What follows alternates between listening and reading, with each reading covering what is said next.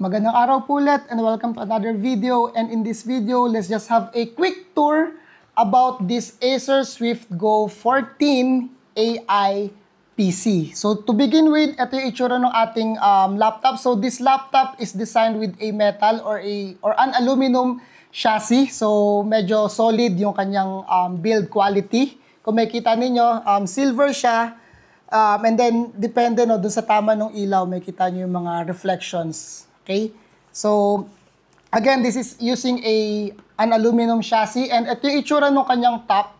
So, may kita mo rito, meron tayo ng Acer na branding and yung kanyang AI logo. No? Being an AI-equipped laptop, so meron siyang parang AI branding or AI logo on this part na may kita ninyo.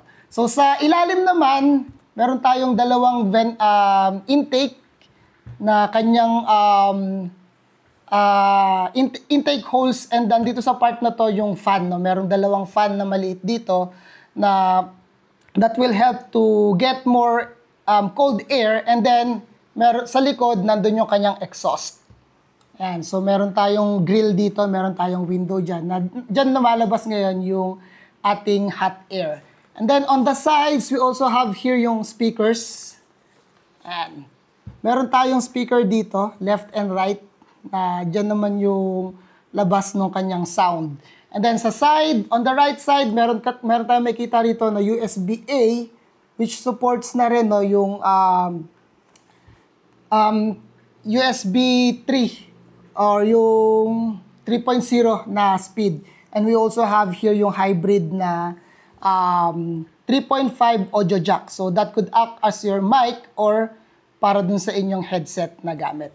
And on the left side, we also have here another USB Type A which supports yung 3.0 na speed din. And meron tayong dalawang Type C which supports yung Thunderbolt, and if in case you wanted to use a display no, na also using a Type C.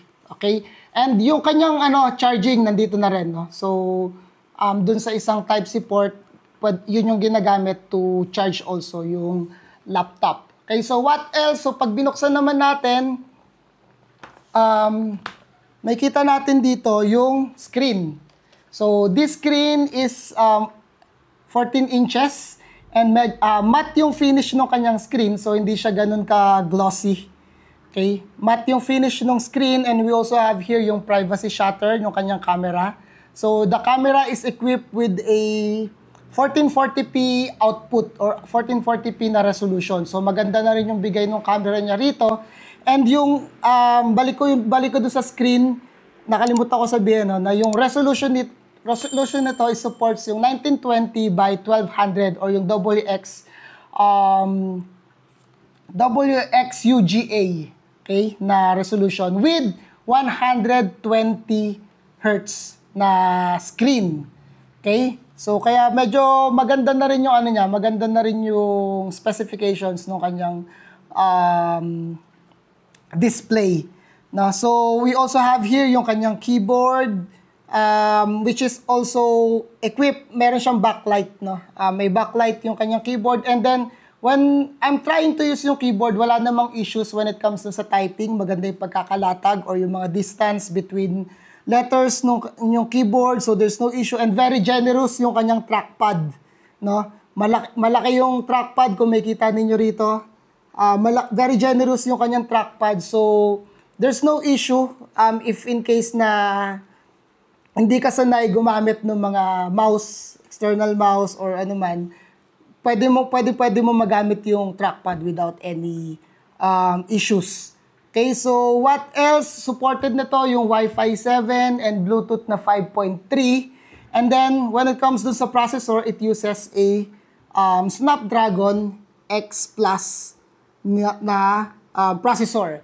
So, this Acer SwiftGo laptop is designed for portability and extended battery. Being a Snapdragon, ang advantage kasi ng Snapdragon is yung kanyang battery, no? So mas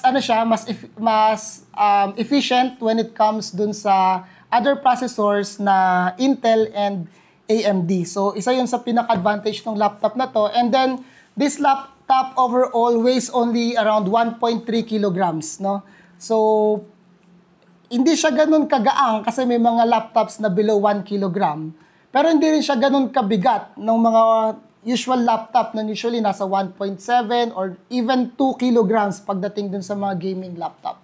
So, Acer Swift Go is designed for portability and syempre nga, no, extended na battery life if you want yung laptop ninyo na tumagal sa inyo with an all day. Actually, ang promise is multi-day daw to, no? Pero tignan natin kung ma-achieve natin yon. So, pag binuksan mo rin yung laptop, supported na rin niya yung 180 degrees na pag binuksan, pag inopen mo. And then, if in case na naka-flat, meron siyang stand dito na kapag in-extend mo further yung display, umaangat yung ilalim para mas magkaroon ka nung intake or space para dun sa inyong intake na ventilation holes. Okay?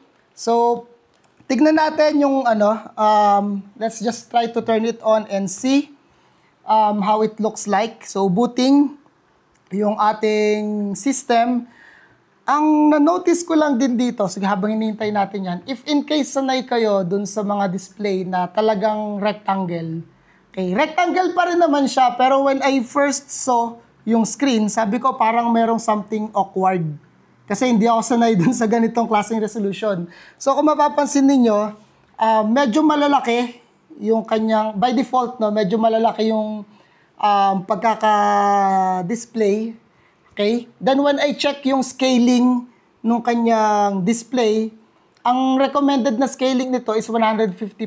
So kaya pala masyadong malalaki yung mga icons and then yung yan. Nasanay kasi ako dun sa yung mga display na medyo maliliit lang na usually I think 100% lang yung scaling nun based dun sa desktop na ginagamit ko tsaka yung isang yung lumang laptop, no. So 100% lang yung scaling nun. Kaya pag medyo maliliit yung mga icons. Pero ito, nagulat lang ako na parang when I initially check it, yun yung impression ko, parang may something kasi nalalakihan ako dun sa mga sa mga the way na layout. Pero then sinilip ko nga, although yung resolution ko is already 1920 by 1200, pero yung scaling niya nakaset pala by default dun sa 150 degrees. Kaya ganyan yung yung itsura niya, no. So rectangle siya pero hindi siya ganoon ka-rectangle kagaya ng ibang mga screens na nakasanayan ko or baka nakasanayan niyo na rin, no.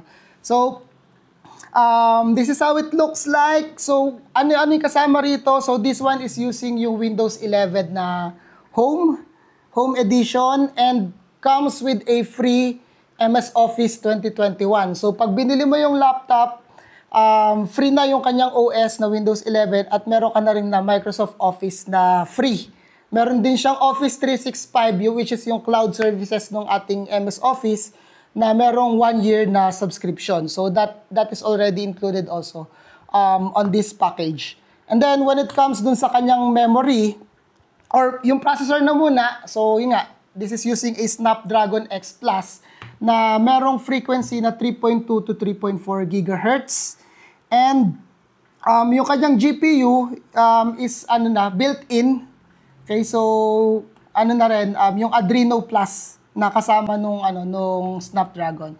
When it comes dun sa RAM, palag-palag na rin yung memory do. So this one is using yung 16 GB of memory na DDR5 technology na. At hindi lang siya basta-basta DDR5, ito yung DDR5X, meaning mas less efficient din when it comes dun sa memory sa power consumption nung memory.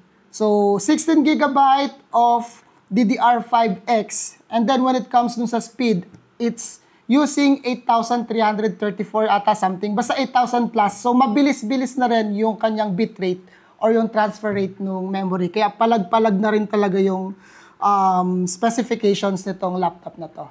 And it also comes with 1 terabyte na NVMe SSD. So malaki-laki na rin, and hindi lang basta malaki, it also supports yung PCIe version 4 na alam naman natin na yung transfer speed or transfer rate ng PCIe version 4 is mabilis-bilis na rin, no? Although hindi siya masyadong pansin dun sa storage. Pero it's good to know na available. Ang drawback nito sa napansin ko is yung memory, di ba 16 gig? Pero yung 16 gig na yon, 8 gig nandun sa OS, then yung 8 gig is naka-share dun sa ating GPU. Hindi kasi dedicated yung GPU nito. So yung 8 gig is nandun na sa GPU. And for now, kung ba't ko siya nasabing drawback kasi wala akong makitang adjustment. Gusto ko sanang i-adjust na at least 6 gig lang yung i-allot ko dun sa GPU. And then yung additional 2 gig, ibibigay ko sana dun sa OS para at least 10 gig yung ginagamit na memory ng OS. Pero for now, wala akong makitang settings kung paano yun i-adjust. So nakahati siya. 8 gig for the OS and 8 gig for the GPU. Okay, another drawback is yung kanyang RAM. Hindi na upgradable yung RAM neto kasi naka-soldered or built-in na rin yung kanyang memory na 16 gig na DDR5. So there's no way to upgrade it. Pero usually naman ngayon, 16 gig palag-palag na yan. Although yun nga, nakashare kasi yung GPU ko, kaya parang 8 gig lang talaga yung nagagamit nung RAM. Pero let's see. For now, gamitin natin. We will use this one as our daily driver na laptop. And gusto ko rin ma-observe kung talaga bang okay yung battery life neto compared dun sa ibang mga laptops which is running on Intel or AMD. Okay? And for now, tapusin mo natin dito yung video, but let's try to use this one and then I'll release siguro I'll release a review on how this Acer Swift Go laptop performs based on my daily needs. So maraming salamat for tuning in and God bless.